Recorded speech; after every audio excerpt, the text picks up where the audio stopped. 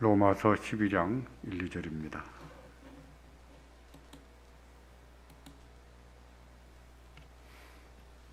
다 같이 붙이겠습니다. 그러므로 형제들아, 내가 하나님의 모든 자비하심으로 너희를 구원하노니 너희 몸을 하나님의 기뻐하시는 거룩한 산제사로 드리라. 이는 너희들의 영적 예배니라. 너희는 이 세대를 본받지 말고 오직 마음을 새롭게 함으로 변화를 받아 하나님의 선하시고 기뻐하시고 온전하신 뜻이 무엇인지 분별하도록 하라. 아멘. 그리고 그동안 우리가 하나님께서 한 영혼을 구원하실 때 어떻게 부르시는가를 배웠습니다. 그것을 구원의 서정이다 라고 했었죠. 하나님이 선택하신 자들을 구원하실 때 제일 먼저 하시는 일이 뭐였습니까? 부르신 그들을 거듭나게 하셨죠. 중생하게 하셨어요. 중생이 무엇입니까? 중생은 하나님이 그 심령에 그 영혼에 새 생명을 심으시고 그리고 그 사람에게 새로운 본성을 주시는 거예요. 그 사람의 주된 성품을 성향을 변화시켜 주는 것이죠. 이게 중생이에요. 그런 다음에 우리는 뭘 하지요? 하나님께서 의롭다 하시고 양자라 삼으시고 성화 거룩해져 가는데 그동안에 이런 것을 배웠습니다. 오늘은 뭘 배우냐면 회심에 대해서 배워요. 회심. 제목은 뭐라고 되어 있죠? 제14장과 15장 연결되어 있는 것인데 14, 15장은 구원에 이르는 신앙, 생명에 이르는 회개라고 했습니다. 구원에 이르는 신앙, 생명에 이르는 회개. 회심이라고 하는 말은 딱 느낌이 오죠? 회심 뭔가 돌이키는 거예요. 돌이키는 마음을 돌이키는 거. 그러니까 예수를 안 믿던 사람이 예수를 믿기로 하고 예수님께로 돌아오는 것, 돌이키는 것. 그게 바로 회심이에요. 그러면 회심은 일평생에 몇 번 있을까요? 몇 번 있겠어요? 한 번 있지요. 한 번. 내가 예수를 안 믿던 사람으로 살다가 예수님을 영접하고 예수님께로 돌아오잖아요. 물론 그러다가 예수 믿다가 잠시 어떤 시험에 들어서 그를 떠나기도 하고 또 믿음 생활 안 하다가 다시 돌아오기도 해요. 근데 이 회심은 일평생에 한 번뿐인 거예요. 근데 그 회심에는 신앙과 회개의 양면이 있습니다. 회개와 신앙이라고 말해도 되고 신앙과 회개다 이렇게 말해야 되는데 뭐가 먼저냐라고 하면 잘 몰라요. 회개해야 믿음을 갖지요? 그렇죠. 반대로 믿음이 없는데 어떻게 회개합니까? 그래서 신앙과 회개는 동전의 양면과 같다라고 설명을 합니다. 네, 그렇습니다. 그런데 회심 안에는 신앙과 회개가 있어요. 정리해 볼까요?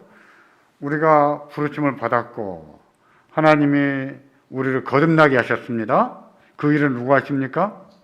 성령이 하시지요. 중생을 거듭나면 뭐라고요? 우리한테 새로운 새 생명을 심어주고 또 새 본성을 심어준 거라 했었죠. 새 생명과 우리의 주된 성향의 변화라 했어요. 그러니까 거듭난 사람은 성화될 수밖에 없지요. 성화가 되는 거예요. 거듭났는데 성화되지 않을 수가 있을까요? 그럴까요? 없어요. 거듭났으면 반드시 성화는 필연적으로 따라오게 되어 있는 거예요. 그런데 여기에서 우리가 하나 생각할 것이 회심이라고 하는 거예요. 하나님께서 우리를 부르시고 우리에게 새 본성을 주시고 우리의 주된 성향을 새롭게 변화시켰잖아요. 자, 그때 우리가 뭘 하게 되냐면 그때 회개하게 되고 그때 예수를 믿게 되겠다. 예수님을 나주로 영접해야 되겠다. 결단하고 영접하게 되죠. 그걸 바로 뭐라고 얘기하냐면 신앙과 회개와 신앙이다 라고 말해요. 그래서 회개와 신앙은 회심의 양면이다. 이렇게 말하면 되겠습니다. 따라서 1번 중생과 회심의 관계에서 회심은 중생의 결과로 일어나는 불가분의 관계다 그랬어요. 그러니까 하나님이 새로운 성을 주셨습니다. 새로운 성이 변화됐습니다. 바뀌고 나니까 우리가 죄인인 것을 알게 됐어요. 그래서 뭐가 터져 나옵니까? 회개하죠. 회개하고 그리고 이제는 예수님만을 의지하고 살게 되지요. 자, 이것을 뭐라고 한다고요? 회심이라고 하는 거예요. 이 회심은 중생과 떼낼 수가 없어요. 중생이 일어나면 회심은 일어날 수 있어요. 이제 우리가 일상적으로 쓰는 용어들을 따져보면은 이게 조금 혼동을 줄 수 있어요. 혼동을 줄 수 있는데, 근데 일상에서 쓰던 그런 용어를 조금 걷어내시고 제가 드리는 설명을 다시 한번 정해서 들으세요. 하나님 우리들을 부르셨습니다. 그리고 우리가 우리 마음에 어떤 변화가 믿고 싶은 마음이 생겨났어요. 그런 과정에서 하나님이 우리에게 거듭나게 하신 거예요. 거듭나게 하시고 보니까 우리에게 새 생명이 생겼고 또 새로운 본성이 생겼어요. 생기고 보니까 이제까지 내가 살아온 게 뭐예요? 너무 비참하고 죄 아래서 삶이었다는 것을 깨달아지는 것이죠. 아, 내가 하나님 앞에 이렇게 많은 죄를 짓고 살았구나. 내가 죄인이구나. 깨달아지는 것이죠. 그때 뭘 합니까? 회개를 하죠. 회개하고 다시 세상으로 돌아갑니까? 아니죠. 회개하고 그 다음부터는요. 하나님만 의지하고 사시죠. 그걸 믿음이라고 하는 거예요. 그래서 회심은 중생에 이어서 바로 일어나는 은혜입니다. 여기 보시면 중생과 회심의 관계에서 회심은 중생의 결과로 일어나는 불가분의 관계다라고 했습니다. 중생으로 새 본성이 창조되고 조금 전에 제가 그런 말씀드렸죠. 회심으로 새 본성이 드러나기를 시작해요. 회심으로. 이해가 되십니까? 이해가 되세요? 다시 한번요. 언제 또 배우겠습니까? 제가 이거 언제 또 강의하겠어요? 조금 집중해서 들으십시오. 하나님 우리들을 부르셨어요. 우리들을 거듭나게 하셨습니다. 하나님이 거듭나게 하시니까 우리한테 뭐가 생겼어요? 새 생명과 새로운 본성이 생겼어요. 새 생명과 새 본성이 생기고 보니까 이제까지 살아온 삶이 뭐예요? 죄야, 죄. 죄라는 게 막 깨달아지는 거예요. 깨달아져서 뭘 합니까? 회개하죠. 하나님, 제가 죄입니다. 죄입니다. 그리고 끝나버려요? 아니죠. 누구한테로 돌아옵니까? 예수님께로 돌아오죠. 자, 이처럼 우리가 죄인인 것을 알고 죄를 회개하는 것과 그리고 예수님께로 돌이켜서 돌아오는 것. 자, 이것을 합쳐서 뭐라고 한다고요? 회심이라고 한다. 그랬습니다. 그래서 하나님이 우리들을 새 생명을 주시고 거듭나게 하시고 또 회심이 일어날 때에 그때만 모두 따라오느냐?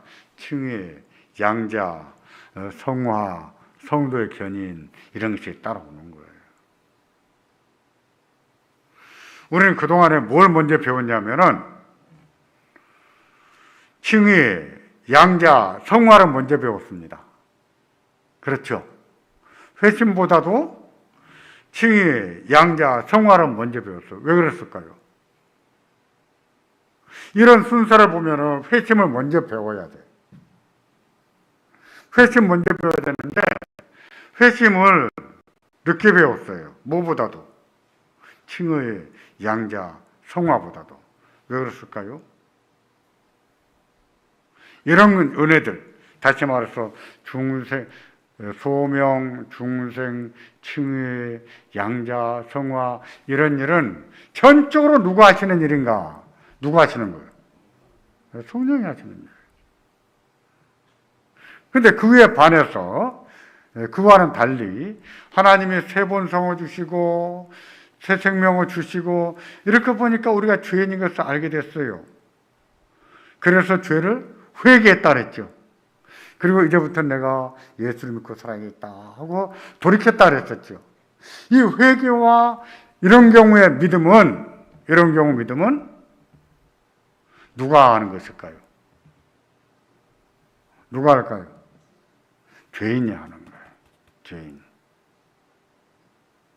이해하셨죠? 물론 하나님이 우리가 죄인인 것도 깨닫게 하십니다. 그 깨달음은요, 중생하기 전에는 깨달을 수가 없는 거예요. 우리가 거듭나고 나니까 내가 죄인인 것이 깨달아지는 거예요. 회개하게 되는 것이고 하나님께로 돌이키게 되는 거예요. 예수님께로. 그래서 소명, 중생, 칭의, 성화, 양자됨 이런 것은 성령의 주도적인 사역이라고 한다면 회개와 믿음은 인간이 전적으로 인간의 일이다 이렇게 말해요. 이렇게 하지 않는다는 거예요.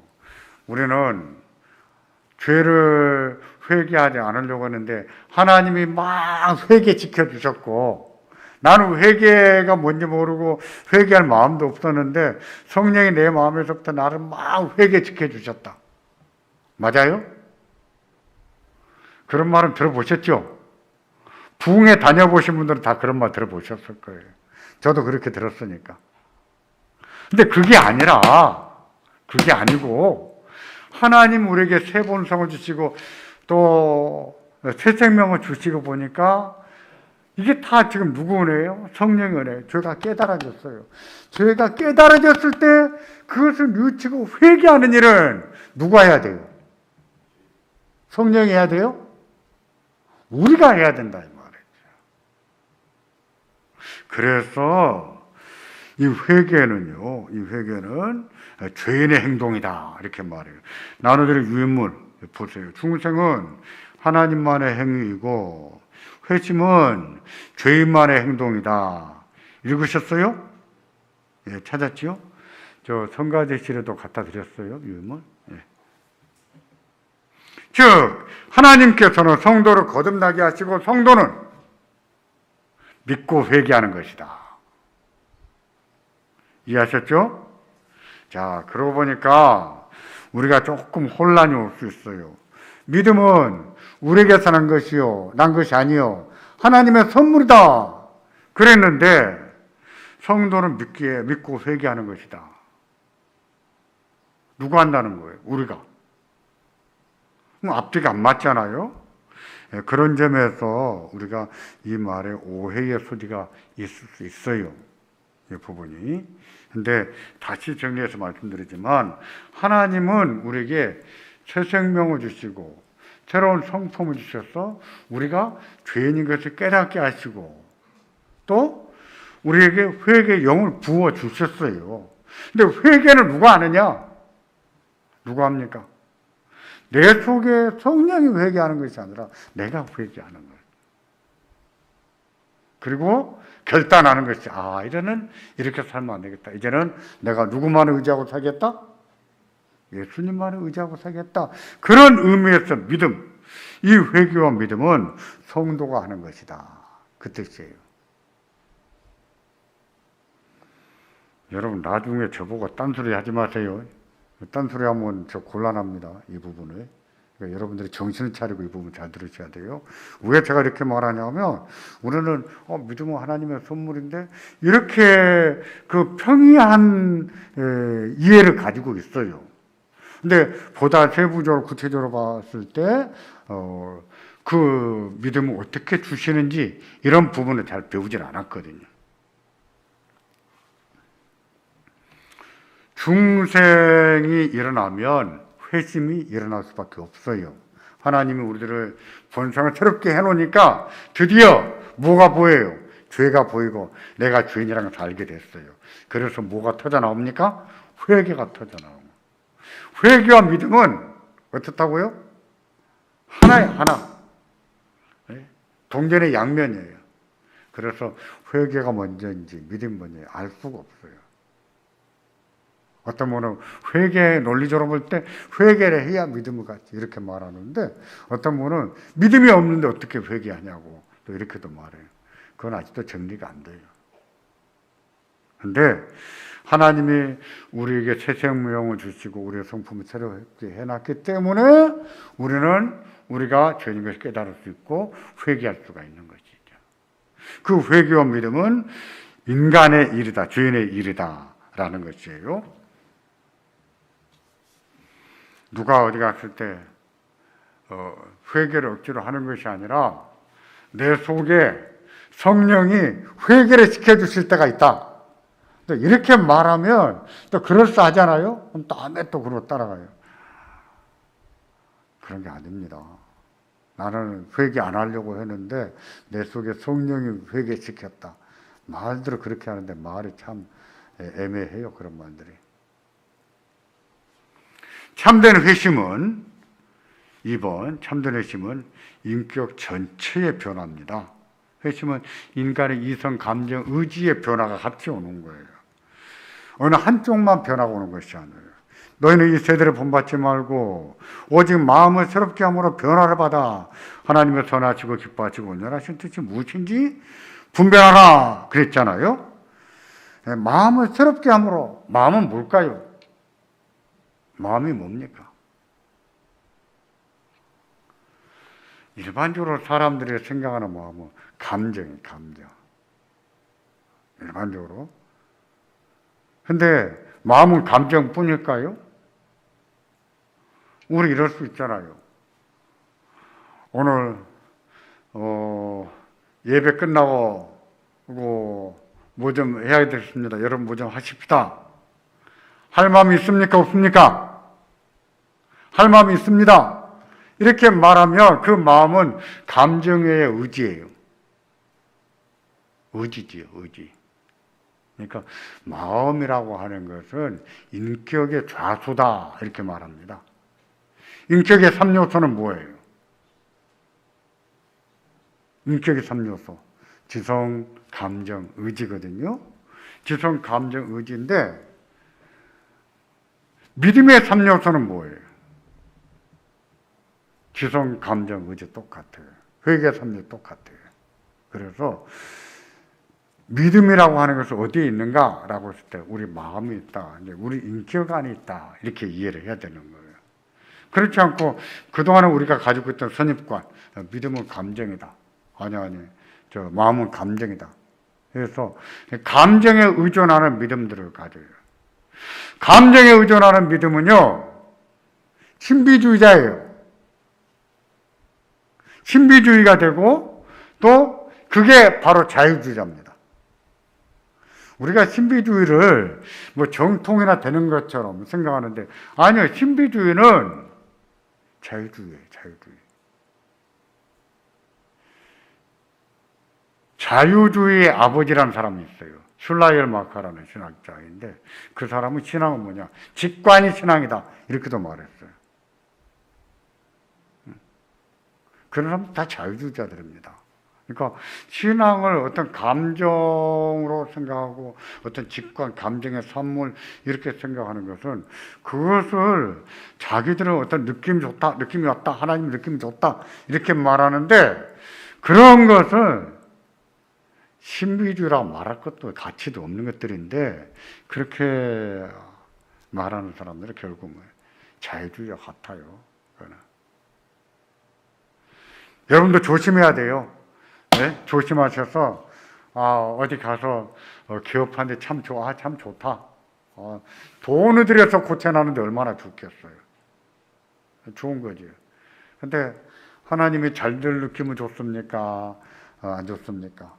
이런 식으로 말하면 좀 이상해지는 것이죠. 그런 사람들 많아요. 제가 예수전도단을 지원 안 하는 이유도 그거예요. 예수전도단도 그런 느낌 많이 따져요. 느낌 좋다, 안 좋다.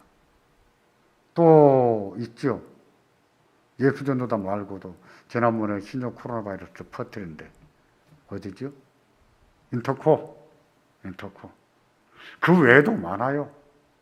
우리는 교류 안 합니다. 참된 회심은 인격 전체적인 변화입니다. 그 밑에 회개와 신앙은 이 전체적인 변화의 양면이다. 그래요. 이 전체적인 변화. 이 전체적인 변화는 뭐예요? 회심이죠, 회심. 회심이고, 그리고 지성과 의지와 감정의 변화지요. 회개는 영혼이 죄에서 돌아와서 죄를 증오하는 변화입니다. 신앙은 영혼이 그리스도에게로 돌아가서 그리스도를 사랑하는 변화입니다. 따라서 성도에게는 참된 회심이 일어나면 죄에서 벗어나서 누구를 전적으로 의지할까요? 하나님을 전적으로 의지해요.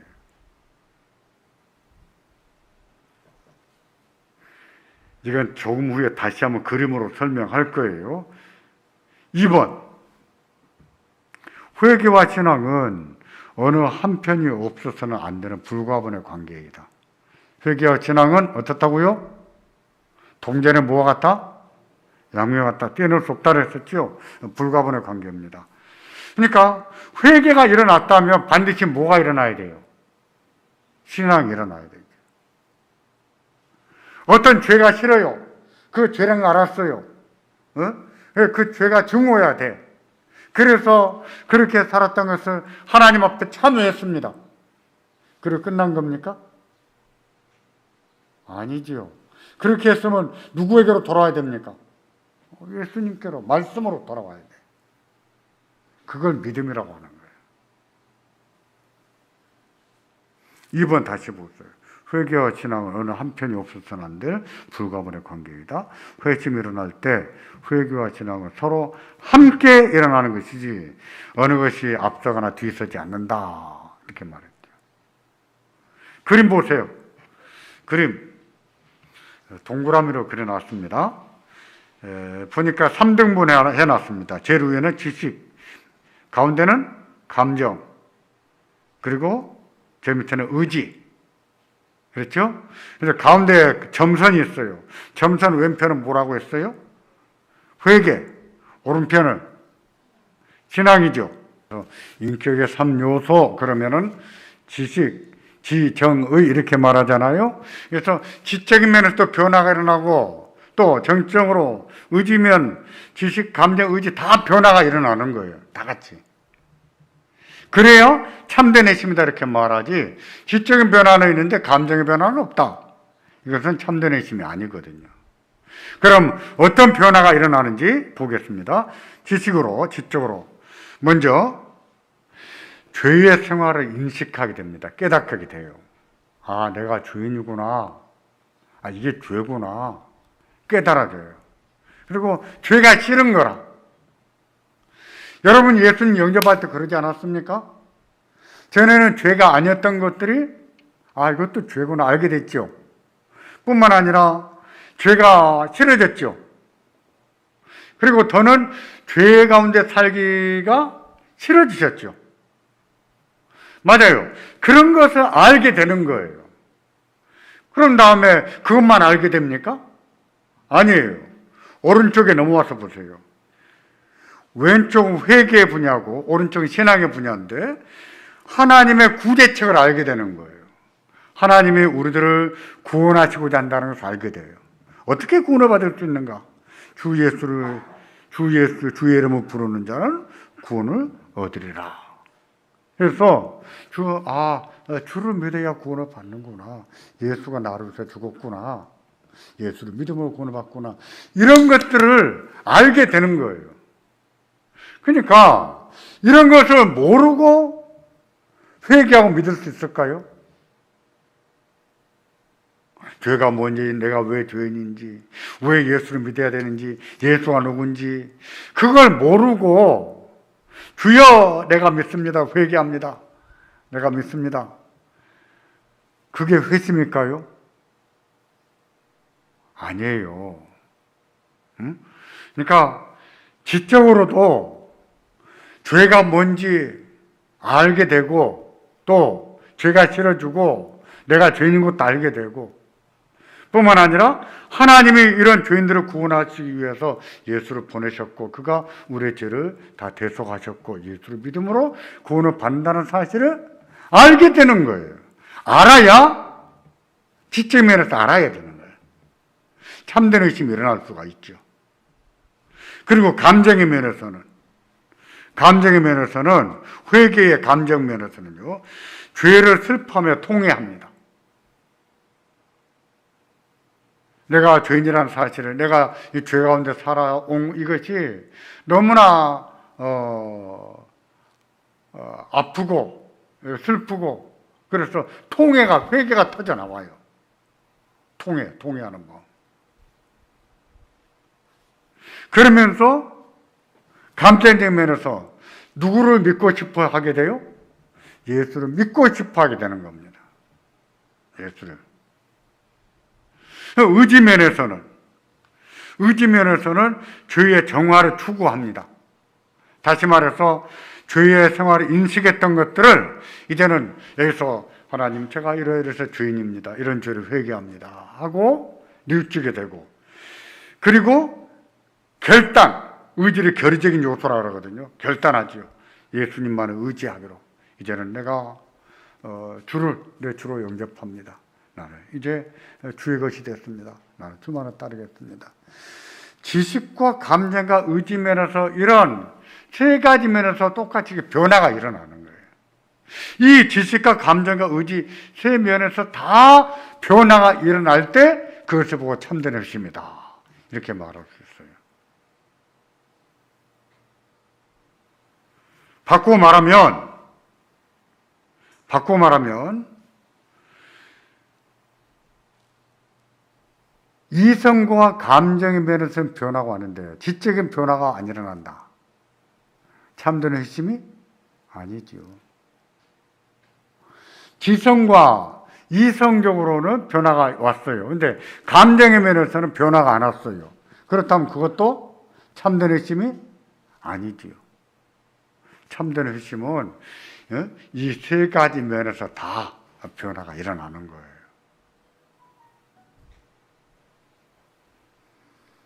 삼 번 잘못된 회심을 보세요. 예를 들어 설명한 겁니다. 지식이 결여된 경우, 지적인 변화, 조금 전에 말씀드린 지식이 변화가 안 되는 경우인데 이런 경우 있죠. 부흥 집회 가면은 부흥 집회에서 경험한 신앙적인 결단, 부흥회 많이 다녀보셨죠? 어렸을 때, 젊었을 때. 부흥회 가면은 하여튼 나중에 죄를 회개하는 시간이 있습니다. 우리 주여 삼창 부르고 우리 죄를 회개하겠습니다. 하면 주여! 세 번 불러야 되잖아요. 그죠? 그런 다음에 막 회개하죠. 내가 죄인입니다. 죄를 용서해 주세요. 제가 구원받기를 원합니다. 그리고 회개하잖아요. 무슨 죄를 졌습니까?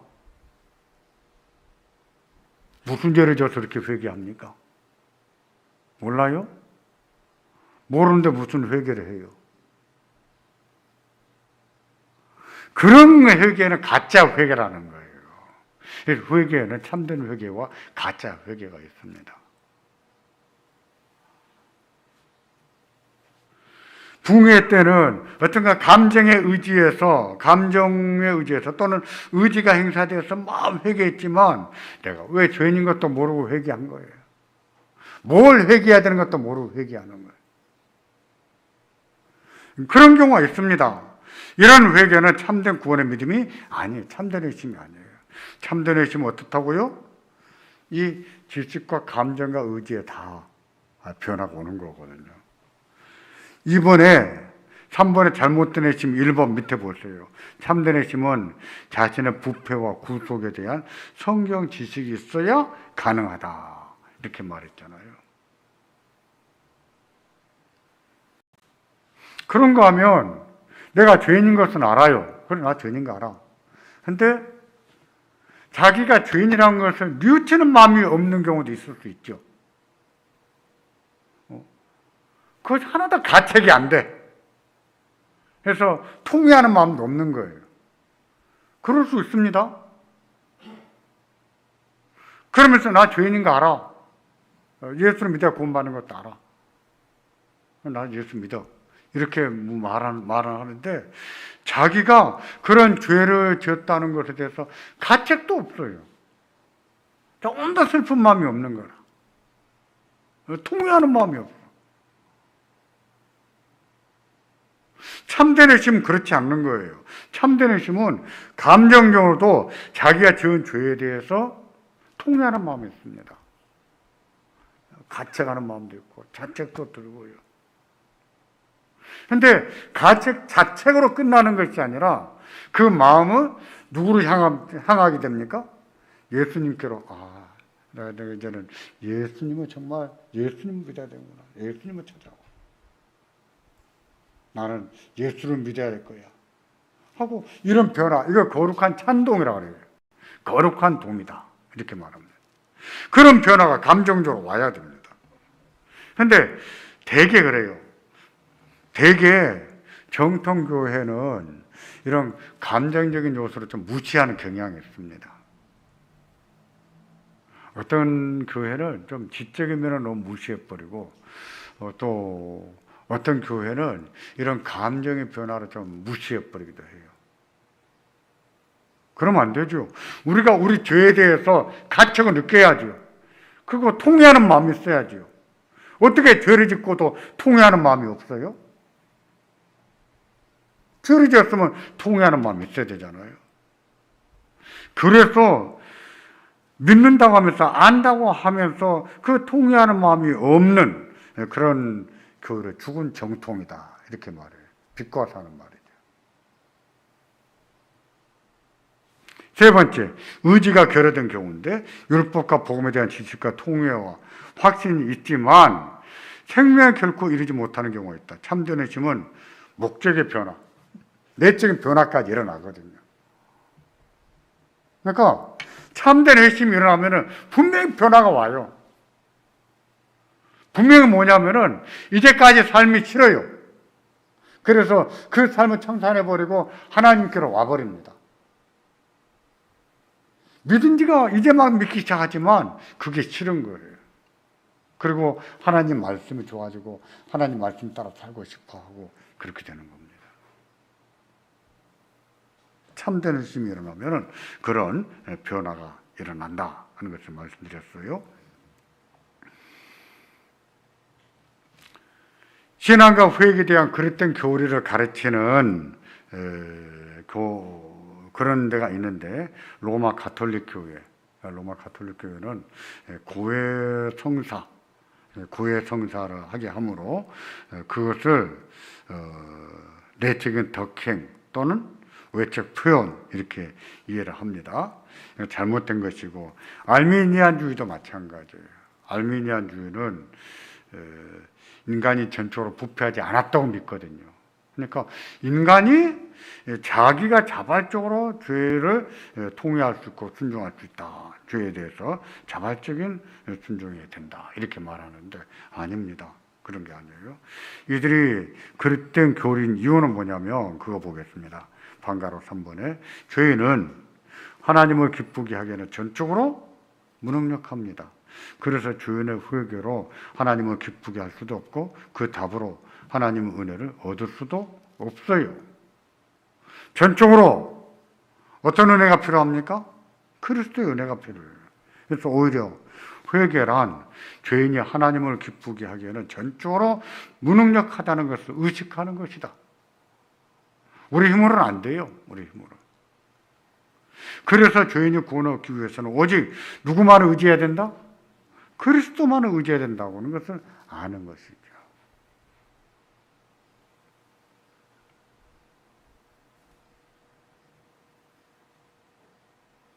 근데 보세요.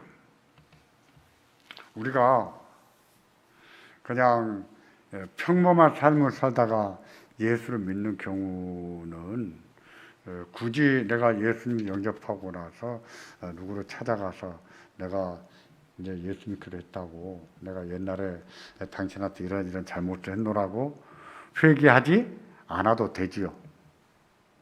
그러나 어떤 도덕적으로 어떤 죄와 피해를 줬을 때는 예수를 믿기로 하고 회개하고 예수님 영접했잖아요. 그러면 그 사람들에게도 회개해야 됩니다. 사람에게도.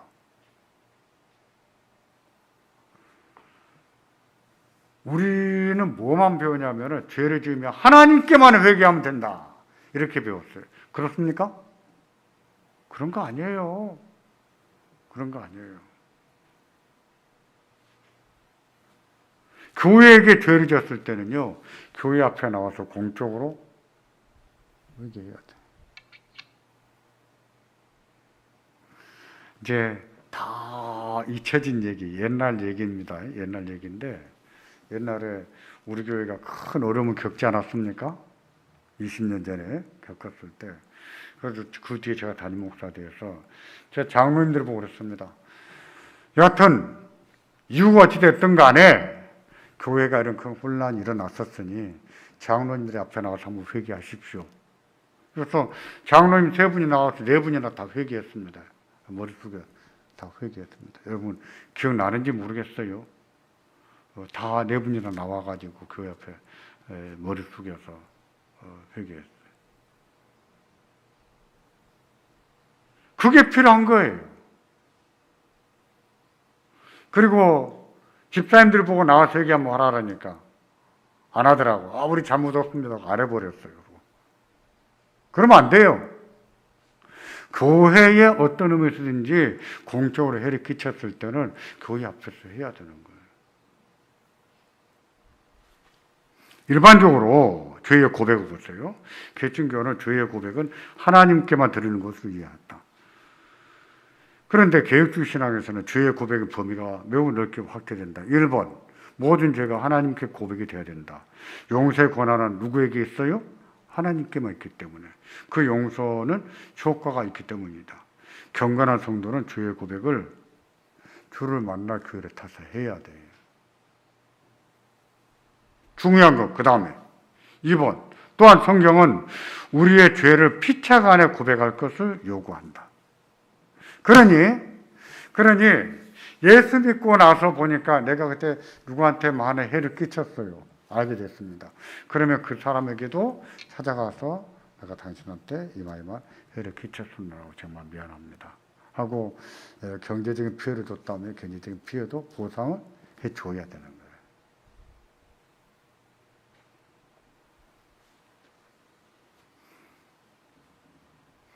제가 언젠가 설교 시간에 영화 밀양 이야기를 한 적이 있어요. 밀양. 이창동 감독이 만든 영화인데 전도연 씨, 송강호 씨가 주연했었죠. 밀양 영화를 만듦으로 인해서 이창동 씨를 반기독교도 이렇게 매도를 해버렸습니다. 기독교는. 근데 저는 반기독교도라고 생각 안 해요. 그 이창동 감독이 불신자일지라도 밀양 영화를 통해서 기독교의 잘못된 점들을 이렇게 고발한 영화다 이렇게 생각합니다. 그 영화에 보면은 어떤 사람이 아이를 유기해서 죽였어요. 잡혔어. 감옥살이였습니다. 왜 감옥 가기 전에 예수 좀 믿지 왜 감옥 가놓고 예수 믿나 모르겠어요.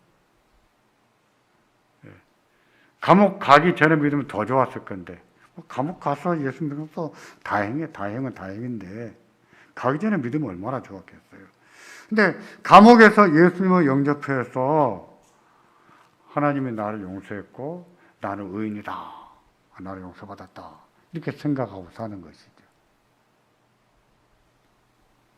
그러면 애기 엄마는 뭐예요? 그 애기 엄마가 전도연이거든요. 애기 엄마 미쳐버리죠. 생각해 보세요. 자식이 그렇게 죽으면 엄마가 얼마나 미쳐버리겠습니까? 미쳐버리죠. 근데 이 전도연도 예수를 믿게 됐습니다. 예수를 믿고 보니까 어쨌든 간에 자기 아들을 죽인 사람을 용서할 마음이 생겼어요. 그래서 감옥에를 찾아갔던가요? 그래서 내가 당신을 용서한다는 식으로 말을 하죠. 그러면 자기 아들을 죽인 그 살인자는 어떻게 해야 됩니까? 입이나 다물고 가만히 있지. 그것다 대놓고 하는 말이 나는 감옥에서 예수님 영접해서 하나님이 나를 용서해 주셨다고, 나는 평안하고, 나는 이제는 마음도 평안하고 잠도 잘 잔다고.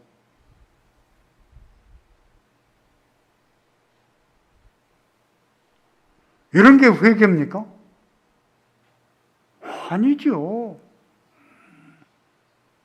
자기가 하나님 앞에 죄를 깨닫고 예수님을 영접했을지라도 뭐는 남아있어요. 다른 사람에게 끼친 그 피해, 상처, 아픔은 남아있는 것이죠. 그러면 그 애기 엄마, 그 전도연이를 편지를 써서 자기가 사과를 했어야 돼. 내가 당신에게 이런 죄를 지었습니다. 정말 당신에게 그 귀한 아들을 뺏어가서 정말 잘못했습니다. 죽을 죄를 지었습니다. 찾아갈 수는 없으니까 감옥에서. 그렇게 함으로 참회를 구했어요. 그 전도연에게도 애기 엄마한테도 참회를 했어야죠. 근데 우리가 이런 식이 많다는 거예요. 이런 식이. 그러니까 이창동 씨는 이걸 보면서 밀양이라고 하는 영화를 만든 것이죠. 저 예전에 그런 적이 봤습니다.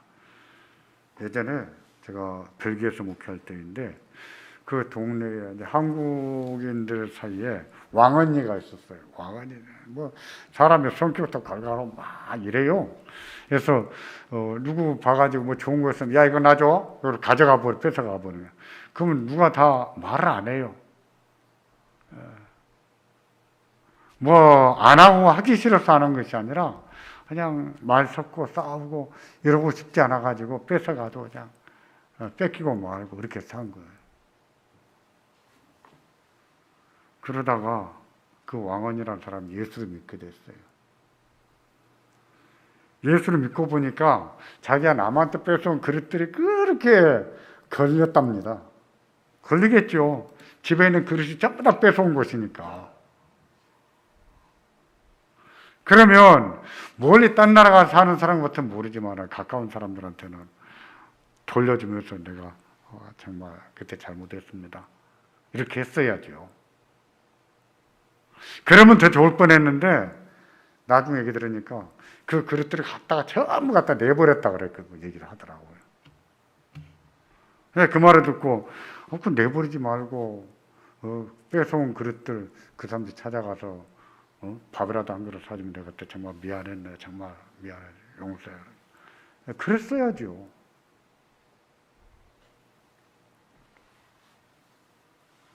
성경은 이처럼 피차간에 고백할 것을 가르치지요. 그러니까 우리가 하나님 앞에 회개했으니 나는 사람에게 더 빌 것이 없다라고 생각해서는 안 된다 하는 것을 말씀드리고, 또 그런 경우는 기꺼이 용서를 해야 된다 하는 것을 말하고 있습니다. 여기도 그렇게 말했죠. 이번에 이 경우 우리가 형제에게 용서를 구하듯 우리도 우리에게 범죄한 자를 기꺼이 용서해야 된다 그랬습니다. 3번, 마음의 죄악성을 더 철저히 고백해야 된다. 이 말은 뭐냐면 우리가 지은 어떤 죄의 항목만 나열하면 안 된다는 거예요. 하나님 제가 거짓말했습니다. 뭐했습니다.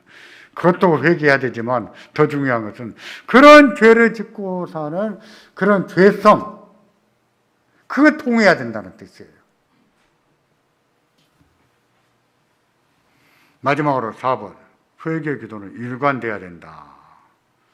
아침에 다윗 경우에 저녁과 아침에 경우에 근심하여 탄식하는 기도를 드렸는데 이것은 누구도 대응할 수가 없고 본인들이 해야 될 일이죠. 즉 하나님과 죄인 사이의 중보는 예수 그리스도만이 할 수 있는 것인데 그에 의지해서 우리가 일관돼야 돼요. 그렇다고 해서 하나님 앞에 회개한 것을 또 회개하고 또 해야 된다, 그런 뜻이 아니에요. 하나님 앞에 어떤 죄를 깨닫고 정말 참여하고 통회했으면 우리는 그 뭐 생각날 때마다 회개하지는 않아도 돼요. 그 생각은 지워지지가 않아요. 아무리 회개해도 회개한 것은 늘 기억에 남아 있습니다. 그 벗어날 수가 없어요. 그러나 그것이 죄였다고 하는 것은 항상 일관되게 생각을 해야 됩니다. 회심에 대해서, 그리고 회심의 양면, 진앙과 후회에 대해서 이렇게 오늘 여기까지 강론을 마쳤습니다. 기도하겠습니다.